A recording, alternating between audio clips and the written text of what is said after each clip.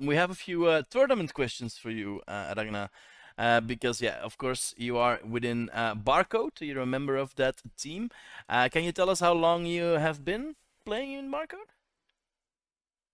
Well, I mean, you could say I founded Barcode, so You for as founded long as it. it Okay. existed, yeah. So that's 3, 4 years, even longer, or how long should I? No. Okay, I'll be honest, I don't remember the exact date. I'm not a very precise person, I don't think. But there was so it all started with I guess you could call me a co-founder because I started with Melody and Ah, we yeah. played Okay. a 2v2 tournament together, and that's like 2-3 years ago, maybe something like that.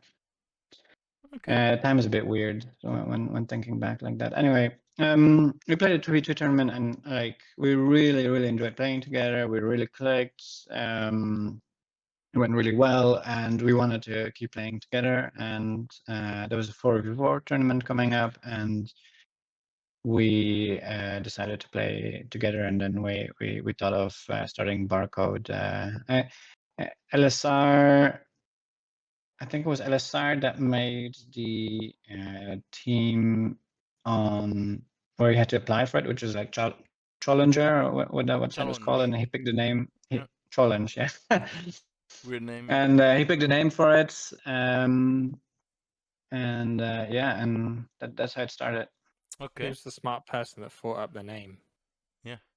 I think it was LSR, yeah. And then he got an AI to write a poem about us. Oh, Uh, that video that he made for it, yeah. The Oh music, man, the Yeah. I song missed as that. well. I gotta get my hands on that. So it started with that 4v4 tournament. Yeah. Alrighty. So When you, sorry. Go ahead, Rick. I was gonna say when you're playing, how is it when you're on comms together? Is it normally like very chill, just everyone just like yeah, no worries, or is it a bit hectic? So we played a lot of tournaments by now, right? Like we played like the really fun, weird 6v6 tournament with like what was it, like the really weird one with the special modifiers where sometimes you could play all hoovers, or sometimes the map was inverted, or something was super fun. So that obviously plays very differently. Also because we usually have like some guest members that are joining us. So that played like very differently than when you're playing like a 3v3 tryhard tournament or something like that. And the number of players actually matters a lot. When we were 6, I think the comms was getting quite difficult. There's too many voices. Yeah. More people. But yeah, I think comms is super important, and I think it would be super nice, I think, to invest even more time into getting comms right, because yeah, too much talking just distracts you and gets you nowhere. And then having like an organized comm system, I think, is really important. But we're try hard, I think we would say, but not that try hard enough to really like work too much into that. But I think that'd be a huge form of improvement, is the comm system. Yeah. Would you say you've got a like dedicated shot caller, or is it more of an amalgamated mess of sense? So yeah, that's a difficult thing, because I personally think that a shot caller should play less, because when you're personally, at least, and I see that with a lot of other players, when I'm like very hyper focused in microing the front and playing a game, it gets really difficult to properly communicate, especially communicate like difficult, complex IDs, which you often want to be doing. So then I think it's really good to have a person in the back, maybe an air player or an eco player or something like that, zoomed out on a map, and then like give like very small, short commands to the team. But we do shot call, but it rotates a little bit depending on our position, depending on our plan, because we have like very varied game plans, where sometimes we try for a very aggressive play, and then it's more the frontliner who shot calls. Or sometimes we have like this very fast eco, and then there's different shot calls too. There's a shot call of like, okay, the front is safe, we can tech, and it's a different person that does that. Then, oh, I'm making a boom geo, advanced geo, and that consumes a lot of energy. So everyone needs to stop spending energy for like 30 seconds while we get the boom geo up. So we try to work those different things in the team as well. Okay. Okay. So when you're playing in a team, does that mean like you guys are playing together every week or every 2 weeks or on a regular basis, or are you just like 2 weeks in front of the tournament, we get together and we start scrimmaging? How should we see that? Yeah, the latter. Okay. I think, I mean, every player is different, right? But the team that we played with together, we're not people who play bar like day in, day out, week in, week out, month in, month out. We kind of like we come and we go, and personally for me, when there's a tournament coming up, it's a big motivation to start playing again. So sometime before I try to like Practice. unrest myself. Mm. Yeah, unrest myself, because that takes actually a really long time. And me when I was playing for months and months on end, 24/7, versus me now is like, whew, such a huge difference. And I see that difference. And it's really frustrating to get back into the game and like see how much you suck compared to what you're used to, you know. So we usually come back a couple of weeks before and we slowly pick up the pace, and then like we start playing together. So yeah, definitely that. All right. Maybe you can. I think you see that a lot too. I think you see that a lot too with the lobby, like the Rotato Potato OP Yeah. lobby Mm-hmm. usually gets way busier some weeks before the tournaments. Yeah. Yeah, Mm-hmm. Yeah, and also you see the people practicing the format. Huh? If it's 2v2 tournament or a 4v4 format or whatever, 5v5, there yeah, suddenly you see those lobbies popping up. I think, like for example, or one today and v one. tomorrow you're gonna see a lot of fight night lobbies, 1v1s, because it's a 1v1 on Saturday. I think that's normal. If you have a game that is so varied in the game in the different game modes, and there's such a big difference as well. Because let's be honest, an Yes. 8v8 is not a 2v2, a 1v1 is not a 5v5. It's okay, it's the same game, but you're playing pretty much a different ball game. Huh? Okay. Yeah. Um. So, Ragnar, we've seen Barcode finishing third in both seasons now of the Omega series. What is going wrong? Is DBS just too strong, or is there anything else that maybe is the reason why you're starting to be seen like the outsider within those three big teams? Um, can you maybe it's a bad question, but maybe you wanna get into that? It's not a bad question. It's Okay, not a okay. bad question at all. No, I just saw your I eyes did say going I was like, an open book. Yeah. oh, okay, maybe I was going a little far. No. Okay. Well, I mean, DBS is like a really, really good team. Very, very stacked in terms of individual talents. So they were obviously like tough opponent no matter what, right? Mhm. Um, yeah. Well, I mean, we would have hoped for first, obviously, and I guess it is a disappointment both times to end up where we did, and we would have liked being first. Where did it go wrong? I'm not sure how much I should talk about that. Ooh, it's getting juicy. But yeah, I do think that we can do a whole lot better, and I'm cooking something. Ooh, that sounds Mistakes were made. mysterious. Say again, Requiem? Mistakes were made. Well, I mean, we lost, right? I mean, regardless, we lost. So I guess mistakes were made, yeah. And yeah, I mean, when you lose, you have to change and improve. And even when you win, ideally, you change and you improve still, right? Because It's always something you can do better. yeah, there's always something that you can do better. And I think that's what's great about losing. I mean, is that you learn something. You have like You usually you learn have like a very you usually learn more with losing than you learn with winning, yeah? yeah.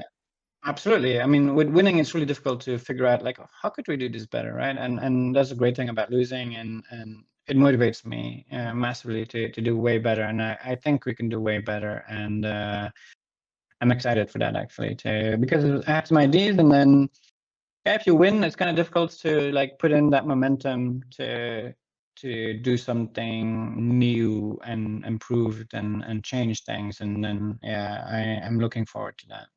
Okay, very cool. Um, you did a bit of co-casting with me and LSR during the last Omega. How did you did you enjoy that doing that? And can you maybe expect to see more of you as a commentator? Yeah, absolutely. I mean, playing is like a lot of pressure. It's nice. It feels good. It's fun and everything like that. But if if ever I want to relax a bit more, I would definitely think of doing like purely casting and like not play anymore. But so I really enjoy it, casting, and it's fun. But for the moment, I think I enjoy playing more. Okay. It's also very long. Yeah. I did the Alpha Cup once, and that was really long. That's a marathon. Yeah. I did one of the official Alpha, not Alpha Cup, maybe like the Yeah, official Alpha Cup. bar ones. Yeah, and Yeah. it's like 12 hours of you talking constantly for the entire 12 hours. It is, very tiring. That's something I also struggle with, you know. I'm not used to that. I'm not a guy that is used to talking 6, 7, 8, 9, 10, 11, 12 hours straight. And I tried that a few times on Omega. And also, if you can go in on a Saturday and you have to do the next day, you do 2 times 8 hours. By the Sunday afternoon, I swear to you, you're sounding like this now. You know, you completely lost your voice. It's stupid. It's nice to have a couple extra and then do some rotation. I have one more, So Ragna. It's not on the list, but it just occurred to me. I've been wondering about this quite a long time already in the Omega tournament. The comms between the big teams. You know, you see this a lot in major sports events where they are listening in on the comms to know what has been going on. So I was always wondering, you know, is there something that Barcode or maybe the other bigger teams would be interested in? Because, for example, LDM last time was just streaming his comms on live on Twitch. So it looks like the big boys don't really mind that their comms are getting broadcasted, looks like. At least DBS isn't. Is that the same for Barcode? Are you guys also open on that fact? Would you, for example, welcome me into your next scrimmage and me listening in on what you guys are doing? So I mean, first it would have to be agreed upon by the whole team, right? Not just me. So Of course, yeah. I definitely can't call for say for the whole team. I would say definitely no before the end of a tournament. I think we talk a lot about like very high level stuff, and we like to surprise our opponent. So I think that's one of our strengths is to like change up things, how we do things, try very polar opposites strategies and so on. So I definitely would say no to that. But maybe after a tournament, you know, there's no other tournament coming up and the whole team agrees or something like to look back upon or something like that, I could be okay with, but not during, I would Not say. during? Okay. I did note that DBS, well, I mean, they muted them, LDM muted while outside of the matches, right? So during the matches, he left it open, but not between the matches. Also with DBS, I see them as extremely individualistic players. So I mean, they did learn, I think, recently to cooperate a bit more, and the shared Stack 2 lab has definitely gotten like kind of a must, especially on some of the maps, right?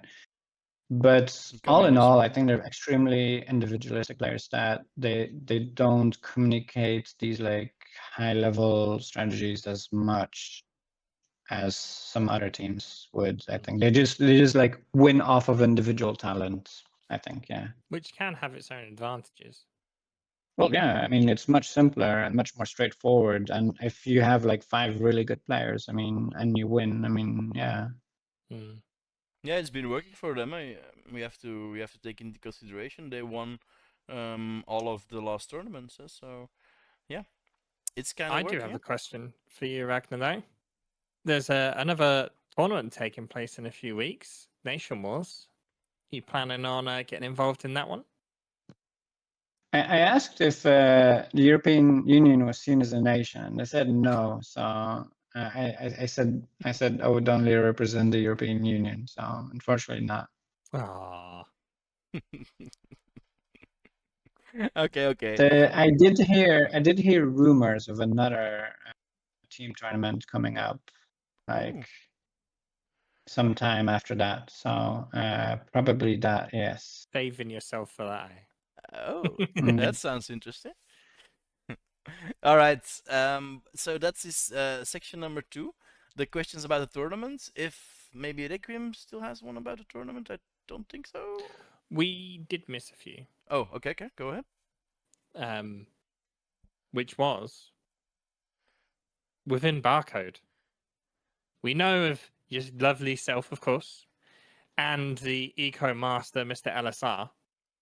But what about the other members? I don't know a lot about them. Care to give us a bit of a Good question. backstory on them? I think Melody likes it that way. You have Trash Panda, which is actually a pro gamer from Age of Empires 2 Deathmatch, aka Recon. He's actually currently #1 in the Age of Mythology Retold ranking. Oh, He's an extremely good micro player. He always wins his lane. He's like really, really good and consistent and like extremely good micro player. He's from the UK as well.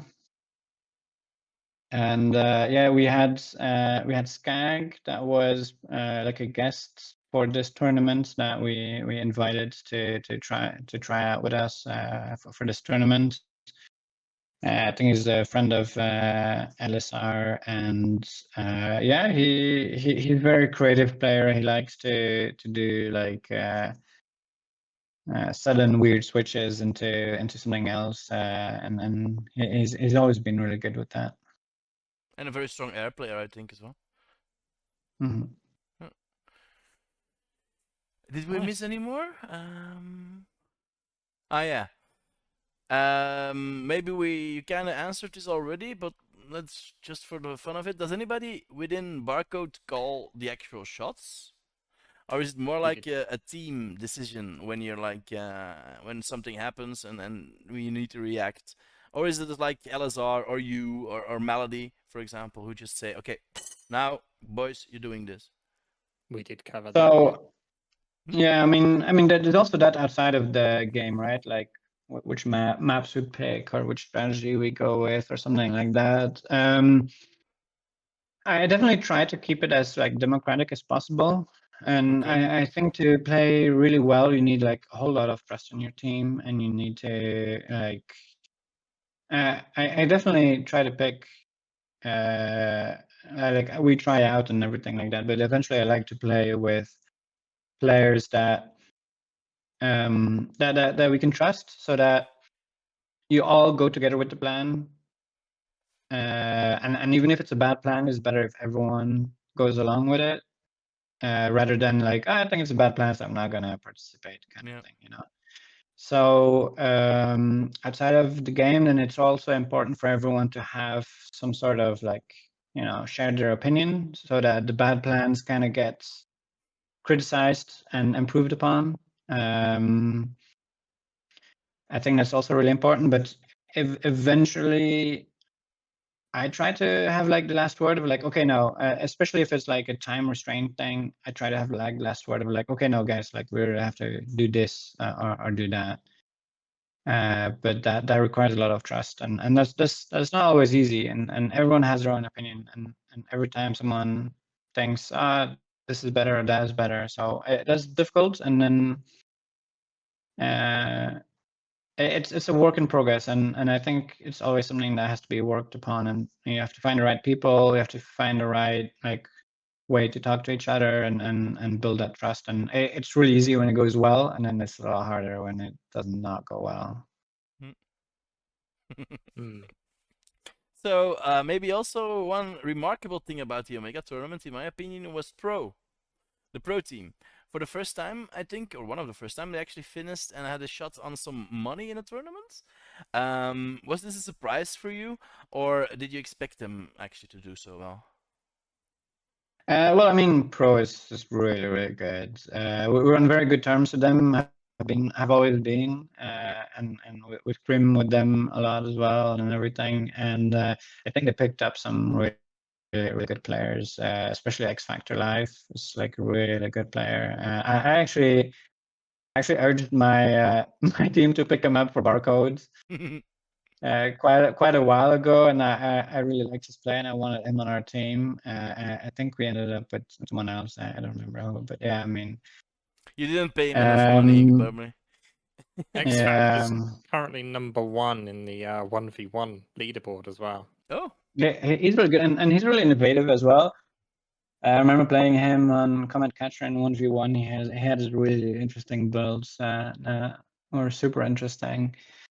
So yeah, I really like him as a player, and they kind of needed also like a big macro player in the back, because that was something that they had difficulty with Pro. If and they were like amazing frontliners, but if the game lasted too long, they would usually fall behind. So I think they picked up like the perfect player to like close up their biggest weaknesses, and they performed really well in tournament. And yeah, I'm not surprised at all. I was thinking that they could take it from DBS as well, depending on the maps, and that they bested them like really hard in the qualifications. So yeah, like they it was sent him to actually the losers looking, bracket, huh? Yeah, and then yeah, in a decisive yeah, matter indeed as well, huh? Yeah, I saw that. I yeah, was yeah, commenting yeah, on yeah. that game, and but I was surprised though. I was pretty surprised. It's the third Omega I've done, and I've seen a lot of games pro as well in other tournaments, and this was like, oh wait, they kicked out. I wasn't watching DBS because Volshock was focusing that, right? So I was the secondary stream, let's call it. So I was focusing the other games and not the one on Volshock's list. So I didn't really see that game, but I must say I was quite surprised about that. Well, okay, maybe here's a little tidbit of information that might make you less surprised in the future. But Pro Randy and Daywalker were like #1 and #2 players in 1v1 in Balance Annihilation. So for like Oh, a really long time, okay. for many years. Daywalker doesn't play bar as much. Like he just joins for the tournaments, so he's a bit out of practice. But like they're both like super top players. Okay. Not That's only new that, but information. our Andy and Teddy used to be, although Teddy's not in pro, but our Andy and Teddy used to constantly been switching #1 in leaderboard in bar for a long time as well. Yeah. Okay. All right. I think that concludes the segment number 2. Right? Yep. So I'm gonna stop recording once more.